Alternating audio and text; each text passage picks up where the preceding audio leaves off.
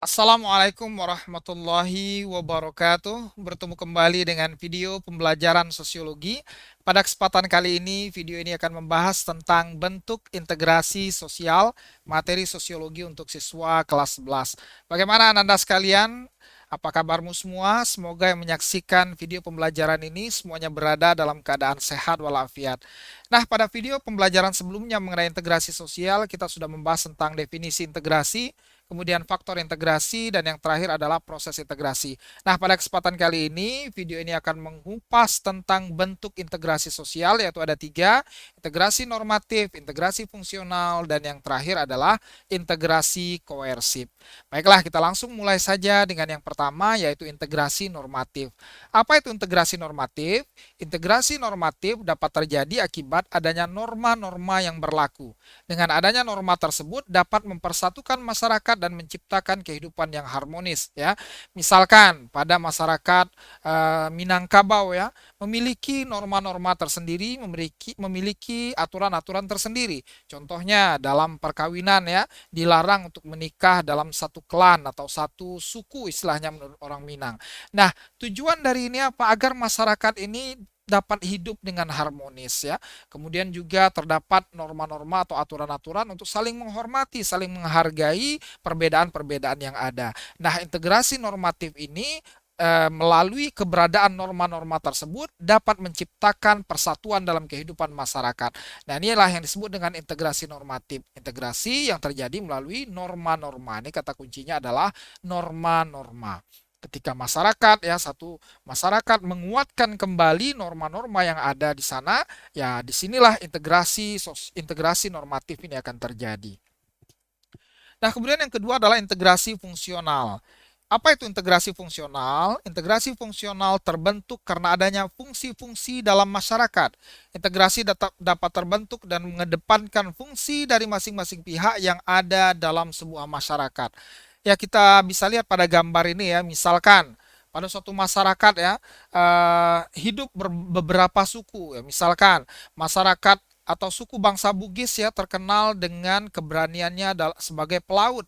Maka mereka yang berprofesi sebagai nelayan kemudian berhasil, kemudian mereka apa namanya nelayan ini menjual ikan-ikannya, ya, kepada para pedagang yang berasal dari suku bangsa, misal dari suku bangsa Minang atau suku bangsa Jawa. Nah, ikan-ikan atau hasil tangkapan dari nelayan-nelayan Bugis ini kemudian dijual oleh para pedagang yang berasal dari suku bangsa Minang dan Jawa. Nah, kemudian pembelinya bisa dari suku bangsa yang lain, suku bangsa Batak, suku bangsa Sunda, dan lain sebagainya. Nah, ini adalah bentuk integrasi fungsional di mana masing-masing unsur dalam kelompok tersebut, dalam masyarakat tersebut, ya, mengedepankan fungsinya masing-masing sehingga terciptalah persatuan dalam kehidupan masyarakat tersebut. Artinya dia tidak mengemukakan aspek normatif, ya, seperti integrasi normatif, ya. Namun yang ditekankan adalah fungsi dari masing-masing suku. Ya, sebagai contoh pada gambar ini, ya, yang apa namanya bertindak sebagai penyedia dari ikan ini adalah suku bangsa Bugis, ya, mereka sebagai nelayan, ya. Kemudian yang bertindak sebagai penjual dari produk-produk yang dihasilkan dari yang diperoleh oleh suku bangsa Bugis tersebut adalah suku bangsa Minang, Jawa, atau Jawa, atau suku bangsa lainnya. Nah, inilah bentuk dari integrasi fungsional. Nah, kemudian yang terakhir adalah integrasi koersif. Terbentuk adanya kekuasaan dari penguasa. Ya, seringkali, ya, dalam suatu negara, dalam suatu masyarakat, ya, dalam suatu satuan sosial, ya, terjadi konflik antara satu kelompok dengan kelompok yang lain, ya. Bisa kita lihat juga pada perjalanan sejarah bangsa Indonesia, ya, banyak sekali terjadi pemberontakan-pemberontakan yang ingin memisahkan diri dari negara kesatuan Republik Indonesia.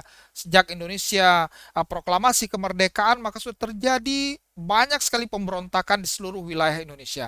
Nah, kalau pemberontakan ini tidak ditangani dengan baik oleh pihak penguasa, maka integrasi bangsa kita akan terancam ya. Bahkan yang terjadi adalah disintegrasi atau perpecahan. Nah, dari sekian banyak pemberontakan yang terjadi ya, yang mengakibatkan disintegrasi adalah lepasnya Timur Timur yang sekarang menjadi Timur Leste. Nah, ini adalah bentuk disintegrasi ya, karena integrasi koersif itu tidak bisa tidak menghasilkan ya, karena penduduk atau masyarakat yang ada di Timur Leste lebih memilih untuk memerdekakan diri ketika dilakukan yang namanya referendum. Nah, begitu juga dengan daerah lain. Kalau pemerintah tidak berhasil untuk mengatasi pemberontakan atau konflik tersebut ya secara koersif ya, maka yang terjadi adalah perpecahan atau disintegrasi. Dan disinilah pentingnya peran penguasa atau peran pemerintah dalam melakukan integrasi koersif. Meskipun ya integrasi koersif ini lebih kepada dengan menggunakan cara paksaan ya dan cenderung menggunakan kekerasan ya. Nah, misalkan juga ketika terjadi demonstrasi atau perkelahian yang bersifat anarkis ya, maka aparat akan melakukan tindakan-tindakan represif ya, menembakkan gas air mata ya untuk membubarkan pertikaian atau konflik tersebut. Untuk apa? Agar integrasinya bisa tetap dijaga, persatuan masyarakat dapat tetap dijaga. Nah, ini yang disebut dengan integrasi koersif.